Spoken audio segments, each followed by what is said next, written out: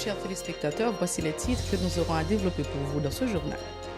Le ministère de l'Environnement et le Bureau des mines et de l'énergie maintiennent leur décision d'interdire l'exploitation des mines de sable au niveau du Mord Akabri au nord-est de la capitale en attendant de communiquer de nouveaux sites exploitables. L'inspection générale de la police nationale recommande à la direction générale le renvoi de 4 policiers pour cambriolage et escroquerie. Ils ont détourné des chèques dont le montant n'a pas été précisé. Les habitants du département de l'Artibonite, plus obligés de se rendre ailleurs pour obtenir des services de la DGI ou se procurer des documents d'identité. Le Premier ministre Jacques Lafontan a inauguré la direction départementale des impôts des Gonaïves ce vendredi. C'est ce dimanche 11 mars que seront chantées les funérailles de l'ancien ministre de l'Agriculture Michel Gérald Mathurin à Jacmel dans le sud-est. À Port-au-Prince, une cérémonie d'hommage est prévue samedi matin au parc de Martissan. Restez branchés, les détails, c'est tout de suite.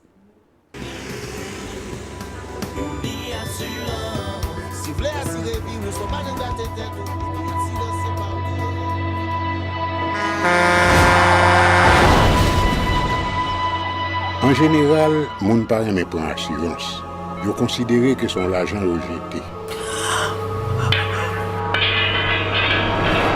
Et pourtant, l'argent assurance te doué dans budget ou à côté l'argent kayak l'argent manger. Li là pour les deux traverser un mauvais pas. Gardez tout à côté ou. Ouais comment gros problème qu'on entre sur moun sans attendre. Mandez Dieu pardon, ça qu'arrive autour. Une assurance dit ou précaution pas capon. Les malheurs arrivés, les faux amis flair à saison a fait comme si on pas de jambe connaît. Une assurance après rétaver au pour le jour, continuer vivre la vie ou quitter ce course là dans main nous. Une assurance. Vivez en toute assurance. Si vous nous rejoignez en ce moment, vous êtes sur la télé Pacifique, vous suivez Info Pacifique, le développement. Et nous commençons notre journal sur une note triste. Les funérailles de l'ancien ministre de l'Agriculture, Michel Gérald Mathurin, seront chantées le dimanche 11 mars à 2h de l'après-midi sur la place Toussaint Louverture à Jacmel.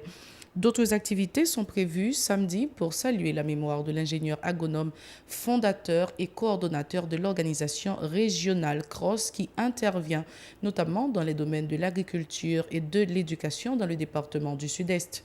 À Port-au-Prince, une cérémonie d'hommage est aussi programmée pour ce samedi au parc de Martissan, communément appelé Habitation Leclerc, en signe d'hommage à Michel Gérald Mathurin. L'inspection générale de la police nationale recommande à la direction générale le renvoi de 4 policiers pour cambriolage et escroquerie. Ils ont détourné des chèques dont le montant n'a pas été précisé. Le porte-parole de l'IGPNH, qui dressait le bilan des activités de cette structure pour le mois de février, a indiqué que 45 dossiers ont été traités et soumis au DG de l'institution policière. Les propos du commissaire divisionnaire Benjamin Jean-Claude recueillis par Jean-Maxime Dorsey et Riguer Noël. Plainte que nous recevons pour le mois de février, il y a au nombre de 52. Parmi les plaintes, il y a une pour arrestation illégale, il y a 3 pour agression, il y a 3 pour abus d'autorité, il y a 7 pour menace. Plainte que nous recevons, nous avons fait toutes des actes d'enquête pour nous être capables de traiter le dossier. Au total, nous avons fait 92 convocations, nous avons 108 auditions, nous avons 19 enquêtes de voisinage, 30 invitations, nous avons 15 confrontations, nous avons 9 mesures conservatoires, 1 mesure d'isolement et nous avons levé de mesures d'isolement. Ça fait au total 458 actes d'enquête qui étaient réalisés pour plainte ça de recevoir. Donc, plainte urgente, c'est 52, nous avons 6 saisines d'office. Et il y a 14 rapports externes. Donc, rapports externes, c'est-à-dire c'est les rapports qui sortent dans les autres directions. Enquête qui était ouverte pour moi, ça, c'était 60. Et dossier qui était traité, signé, expédié au directeur général, le nombre de 45. Mais tout nous avons gagné 4 recommandations de renvoi pour moi, ça. Donc, pour ça, c'est 3 pour cambriolage. Il y a un employé civil que nous demandons de renvoyer, c'est pour détournement de chèques. L'autre mesure que nous recommandons par rapport aux 45 dossiers traités et expédiés au directeur général, il y a 2 mises en disponibilité, il y a 33 suspensions, il y a 32 avis obligeants. Par contre, il y a 14 classements. Le chef du gouvernement, Jacques-Guy Lafontaine, a procédé vendredi à l'inauguration du nouveau bâtiment qui abritera la direction départementale des impôts des Gonaïves dans le département de l'Artibonite, ainsi qu'un centre de réception et de livraison de documents d'identité. Plusieurs personnalités, dont l'évêque des Gonaïves, Yves-Marie Péan, le maire titulaire de la ville, Nel Latortue, et le directeur général des impôts, Mirada Morland, ont pris part à cette activité. Jacques-Guy Lafontaine s'est félicité de cette initiative qui, selon lui, facilitera aux citoyens l'accès à ces services. Ces déclarations recueillies par Mario Sylvain et David Mercius. L'établissement de ces centres répond à 3 objectifs prioritaires de l'administration Moïse Lafontaine.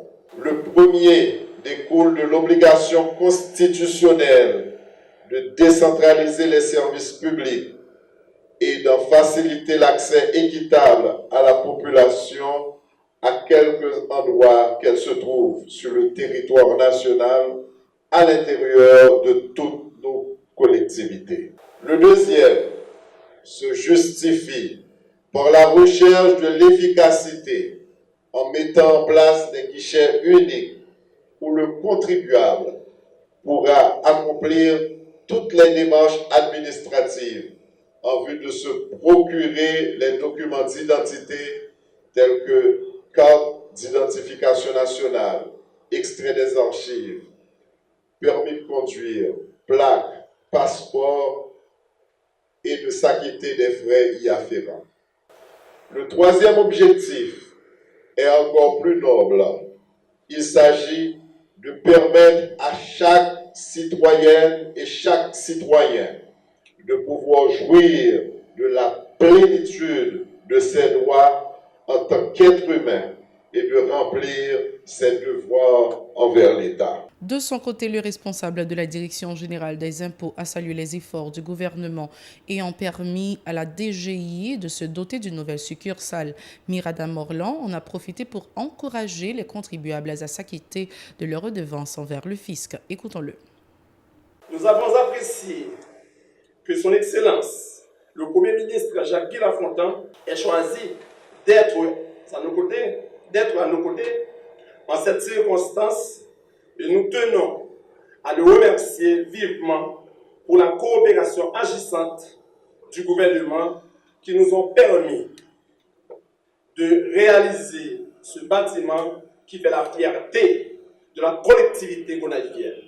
En effet, nous pouvons être heureux ce matin d'avoir pu enfin réaliser ce rêve longtemps caressé de doter la DGI des Gonaïves d'une bâtisse qui répond aux besoins de cette collectivité en plein essor. Nous exhortons enfin, toujours rempli leurs obligations citoyennes, leur devoir d'agent fiscal, à persévérer dans cette voie royale pour ancrer définitivement dans les esprits le caractère hautement symbolique de l'acte de payer l'impôt. Nous invitons à l'assistance pour terminer à méditer sur le slogan suivant. Moi c'est citoyen, moi mes pays, m'a payé l'impôt. L'édile des Gonaïves se dit satisfait de la présence de ce bâtiment flambant neuf dans la commune. Nel Latortue a indiqué que ses administrés seront soulagés dans leur démarche pour remplir leurs obligations fiscales et obtenir leurs documents d'identité. Ces déclarations. Depuis le saccage du bureau de la DGI, lors des troubles politiques de 1986, le bureau de la DGI aux Gonaïves était logé dans une maison privée. Les contribuables de la commune des Gonaïves s'étaient toujours plaints de l'exiguïté du local logeant le bureau de la DGI dans la cité de l'Indépendance. Les responsables de la DGI à Port-au-Prince étaient pleinement conscients de la mauvaise condition de travail des employés de la DGI et partaient toujours à la recherche de terrain afin de construire un bâtiment public pouvant loger le bureau de la DGI. Aujourd'hui, le rêve cher caressé par les responsables de la DGI à Port-au-Prince de doter la ville des Gonaïves de bâtiments flambant neufs pour loger le bureau des Gonaïves est devenu une réalité. La population gonaïvienne en est fière. Le bureau de la DGI bien équipé offrira de meilleurs services en un temps record. Les habitants de la zone de DKO s'en réjouissent. La DGI est chez eux à DKO. Je profite de l'occasion pour demander à la population de DKO de garder très fort l'environnement du bâtiment de la DGI, de le protéger, de ne tolérer aucun graffiti sur les murs. Au nom de la population gonaïvienne. Autre dossier, le ministère de l'Environnement et le Bureau des mines et de l'énergie maintiennent leur décision d'interdire l'exploitation des mines de sable au niveau du Morne-à-Cabri, au nord-est de la capitale. Une mesure qui vise avant tout à protéger des vies, justifie le directeur général de l'Agence nationale des aires protégées.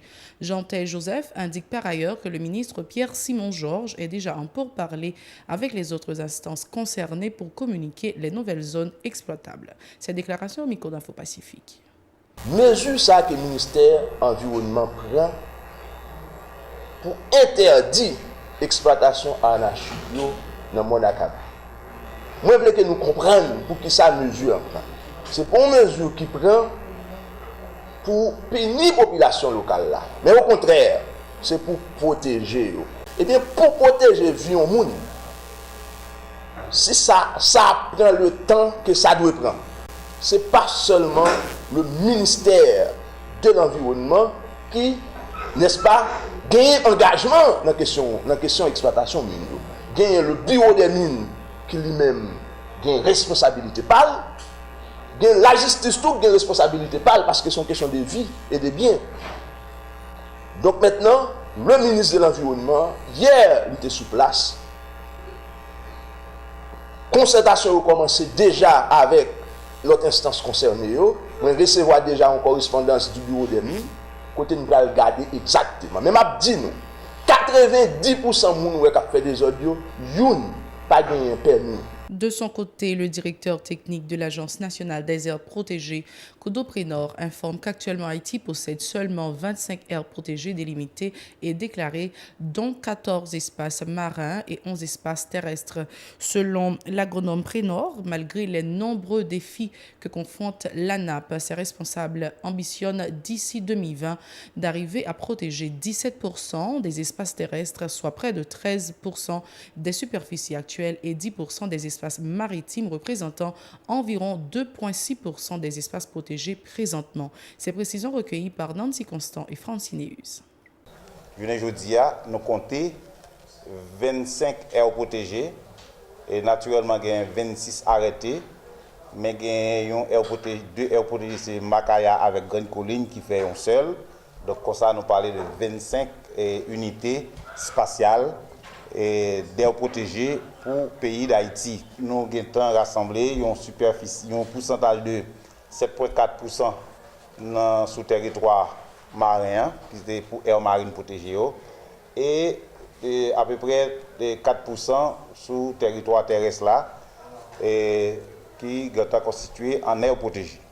Naturellement, puisque Haïti fait partie de la Convention sur la biodiversité, c'est un outil international, c'est un mécanisme international, c'est une grosse institution qui est rassemblée presque 195 pays. Alors, il a été défini entre eux-mêmes depuis la conférence des parties qui a été faite en 2010 au Japon. Vers 2020, il faut que le pays qui m'a mis est capable de gagner 17% dans le territoire terre qui couvert comme aire protégée et 10% sous territoire marin qui est capable d'air protégé. Qu'on a jamais dit déjà, nous arrivons à 7,4% pour le territoire marin et nous avons à peu près 4% pour le territoire terrestre. Juste avant de clore ce journal, n'oubliez pas que l'heure nationale sera avancée de 60 minutes à partir de 2h dimanche matin. Selon une note du secrétariat de la présidence, cette mesure est conforme à l'arrêté présidentiel du 7 mars 2012. C'est la fin de ce journal. L'heure est de vous souhaiter bon week-end. Restez branchés à la Télé Pacifique. Au revoir, à la prochaine.